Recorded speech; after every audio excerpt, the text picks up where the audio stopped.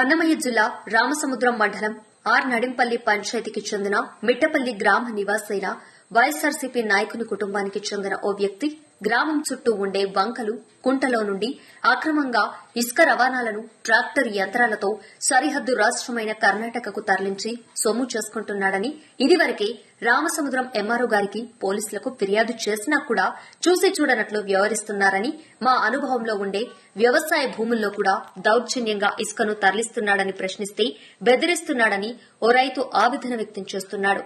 ఇప్పటికైనా స్పందించి సంబంధిత అధికారులు వారిపై చర్యలు తీసుకోవాలని కోరుతున్నారు. రామసముద్రం మండలం కదా పంచాయతీ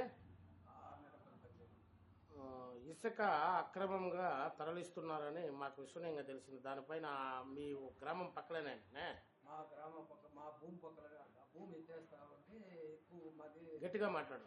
భూమి పైన మా పెద్దవాళ్ళు కట్ట భూమి బాయి కొట్టి కట్ట ఎక్కితే దాన్ని ఎత్తేస్తారని మా భూమి పూడుస్తా ఉంది.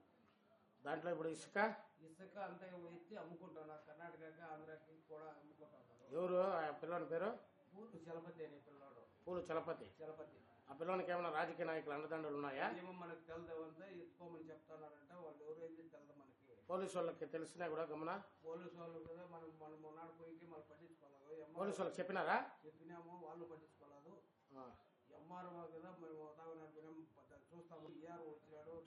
ఎంఆర్ఓ కూడా చెప్పినారా? చెప్పినాము. విఆర్ఓకి చెప్పినారు. ఈఆర్ఓకి చెప్పినాము, ఎవరు పట్టించుకోలేదు. పూలు చలపతి ఇసుక ఇసుక స్మగ్లర్ ఆ పిల్లోడు. అంతా మా భూములంతా పూడుతున్నాయి. భూముల్లో 5 ఎకరాలు మీరు ప్రశ్నిస్తే ఏమంటున్నాడు? మీ నుంచి ఏమవుతుందో తెలుసుకోండి అంటారు.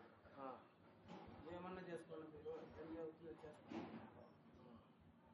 మన భూమిలో 3 ఎకరాల భూమి దాంట్లో కూడా వంక పక్కలో మీ భూమి ఉందా? వంక పక్కలో వంక దాని మీద వచ్చేస్తుంది. ఎంఆర్ఓలు కూడా పోయినాము. ఎంఆర్ఓ కదా మనకేం చేయలేదు. పోలీసు వాళ్ళకి చెప్తే వాళ్ళకి ఏమో చూద్దాం పోండి అంటున్నారు. పట్టించుకోవాలా?